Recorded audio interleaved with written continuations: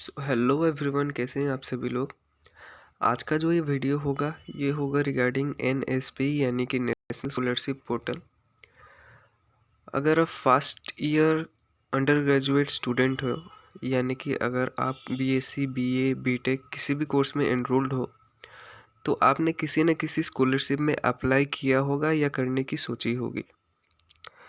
अगर आप किसी स्कॉलरशिप में अप्लाई किए हैं तो आपको उसके बाद का प्रोसेस फॉलो करनी कंपलसरी होती है, यानी कि आपका एप्लीकेशन किस हद तक किस लेवल तक पहुंचा है उसकी अपडेट आपको लेनी चाहिए। और अगर वो डिफेक्टिव पाई जाती है या फिर कोई प्रॉब्लम आपके एप्लीकेशन में देखने को मिलती है तो आपको तुरंत ही उसको सुधारनी होती है। अगर आप एलिजिबल ही नहीं होते हो कि आप जो जो क्राइटेरिया है या फिर जो जो चीज़ें ज़रूरत हैं उस डिफेक्टिव एप्लीकेशन को एक नॉर्मल वन में कन्वर्ट करने के लिए, तो आपको किसी और स्कॉलरशिप में अप्लाई करनी चाहिए जिसके लिए आप एलिजिबल हो। क्योंकि बहुत सारे स्कॉलरशिप आते जाते रहती हैं। अगर आप एक छोटी सी भी गलती करते हैं तो आपको उस स्कॉलरशिप का लाभ नहीं मिलता। फॉर एग्ज़ाम्पल मैं आपको बताऊं कि जैसे कि AICTE या फिर UGC के तरफ से एक स्कॉलरशिप देखने को मिलती है, Ishan Uday special scholarship for North Eastern region of India. ये UGC या AICTE के द्वारा दी जाती है और ये बहुत ही ज़्यादा पॉपुलर स्कॉलरशिप है जिन स्टूडेंट्स की परसेंटेज इन HS ज़्यादा होती है वो फर्स्ट ईयर में इसको अप्लाई करते हैं। हालांकि वो SC ST या OBC भी होते हैं, मगर वो अपनी डोमेन की स्कॉलरशिप यानी कि OBC स्कॉलरशिप या SC ST स्कॉलरशिप अप्लाई ना करके ईशान उदय स्कॉलरशिप अप्लाई करते हैं क्योंकि उनकी परसेंटेज अच्छी होती हैं। हालांकि उनको ये ध्यान में रखनी चाहिए कि अगर ईशान उदय स्कॉलरशिप उन्होंने अप्लाई किया है तो टाइम टू टाइम उनको अपडेट लेनी चाहिए कि उनकी एप्लीकेशन सही जा रही है कि नहीं। आप इसको किस तरह से चेक करेंगे? आप NSP के वेबसाइट पर ऊपर फ्रेश एप्लीकेशन के ऊपर क्लिक करेंगे। क्लिक करने के बाद लॉगिन करके देखेंगे कि आपकी एप्लीकेशन कहाँ पर पहुँची है। अगर आपकी डॉक्यूमेंट्स, अगर आपने जो जो डेटा दिया है वो सभी कुछ सही है, कोई भी मिस्टेक नहीं है, तब तो कोई प्रॉब्लम नहीं है।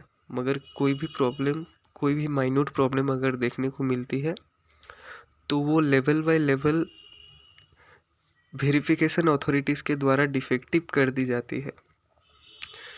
फॉर एग्ज़ाम्पल, फर्स्ट तो इंस्टीट्यूट वेरिफिकेशन होता है जिसमें आप वेरीफाइड हो जाते हो, मगर स्टेट लेवल में जाकर कई बार डिफेक्टिव पाई जाती है आपकी एप्लीकेशन। फॉर एग्ज़ाम्पल मैं आपको दिखाऊं, ये एक स्टूडेंट का एप्लीकेशन है ऑफ ईशान उदय स्कॉलरशिप। उस स्टूडेंट ने तो अप्लाई करके छोड़ दिया होगा अगर वो टाइम टू टाइम अपडेट नहीं ले रहा होगा, लेकिन उसकी एप्लीकेशन इस तरह से आगे बढ़ी है।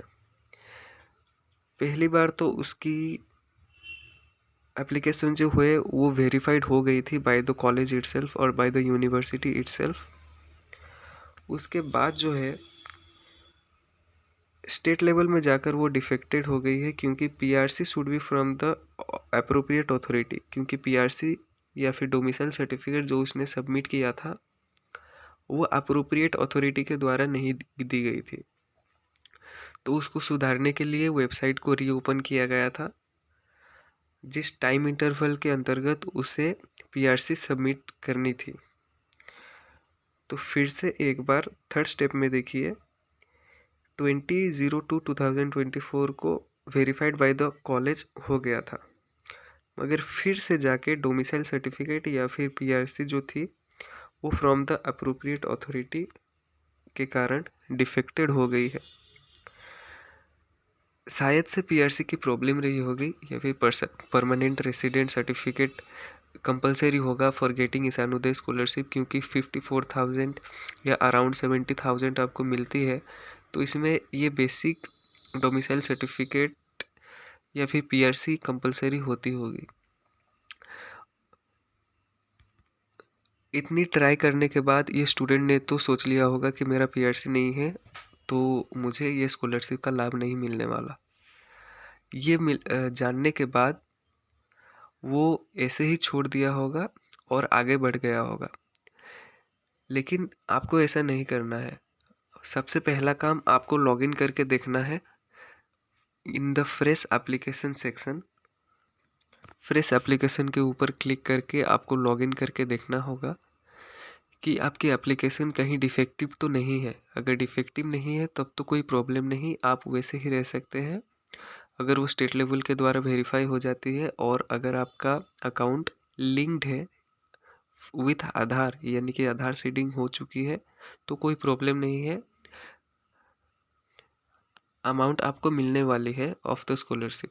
मगर डिफेक्टिव हो गई है और आप डॉक्यूमेंट्स जो जो चाहिए वो सबमिट करने में सक्षम नहीं है, यानी कि आपके पास वो डॉक्यूमेंट्स नहीं है, तो आप काम करेंगे फ्रेश एप्लीकेशन में ही लॉगिन करने के बाद आप जब एप्लीकेशन के ऊपर क्लिक करेंगे तो नेक्स्ट क्लिक करने के बाद यानी कि प्रोसीड करने के बाद फिर से आपको मौका दी जाती है टू री अपलोड द डॉक्यूमेंट्स जो कि डिफेक्टिव पाई गई थी। फॉर एग्जांपल पीआरसी जो सबमिट करने के लिए वो स्टूडेंट को बोला गया था, उसके लिए साइट ओपन की गई थी, जैसे कि मैंने दिखाया आपको 26 ऑफ फरवरी तक ओपन है ईशानोदय स्कॉलरशिप की टेकिंग, जिनमें डॉक्यूमेंट्स फेल्ड डॉक्यूमेंट्स को री अपलोड करने की टाइम दी गई थी।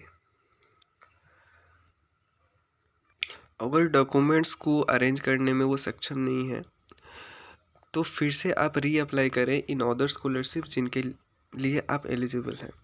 उनको आपको कैसे चेक करना होगा, आप स्क्रॉल डाउन करेंगे तो यहाँ पर जैसे यूजीसी एआईसीटीई स्कीम्स थी, इसमें ईशानोदय स्कॉलरशिप इसकी स्कीम क्लोजिंग डेट 15 जनवरी थी, यानी कि इसकी एप्लीकेशन क्लोज हो चुकी है। मगर और भी कई स्कॉलरशिप है, जैसे सेंट्रल स्कीम्स में आप क्लिक करें तो ये कई स्कॉलरशिप्स थी, इनकी एप्लीकेशन तो फ़िलहाल क्लोज हो गई हैं। लेकिन स्टेट स्कीम्स में देखें तो कुछ एप्लीकेशन आपको चल रही होंगी। तो अगर आपका एप्लीकेशन डिफेक्टिव हो गया है और आप डॉक्यूमेंट सबमिट करने में सक्षम नहीं है तो इन सभी स्कॉलरशिप्स को आप ट्राई कर सकते हैं, जैसे कि है प्री मैट्रिक स्कॉलरशिप। ये तो हालांकि बिलो क्लास 10 का है। स्क्रॉल डाउन करेंगे तो आपको पोस्ट मैट्रिक स्कॉलरशिप देखिए of to OBC students of Assam, to ST students of Assam and for SC students of Assam. ये सभी स्कॉलरशिप जो हैं उनकी एप्लीकेशन अभी चल रही हैं। तो यही जो मैसेज था, यही अवेयरनेस जो थी मैं आपको देना चाहता था कि अगर आपका एप्लीकेशन डिफेक्टिव हो गया है और अगर आप डॉक्यूमेंट सबमिट करने में सक्षम नहीं है तो बाकी कई सारे स्कॉलरशिप्स भी होती हैं जिनमें आप एलिजिबल हो सकते हैं, तो उनका आपको ज़रूर से ट्राई करना होगा, क्योंकि उनमें वो सारे डॉक्यूमेंट्स शायद ना लग रहे हों जो आप अरेंज करने में सक्षम नहीं हैं। तो यही था आज के इस वीडियो में। बाकी आप लोग किस टॉपिक पर वीडियो चाहते हैं आप ज़रूर कहकर बताएं इन द कमेंट बॉक्स। तो मिलते हैं नेक्स्ट वीडियो में, टिल देन टेक केयर।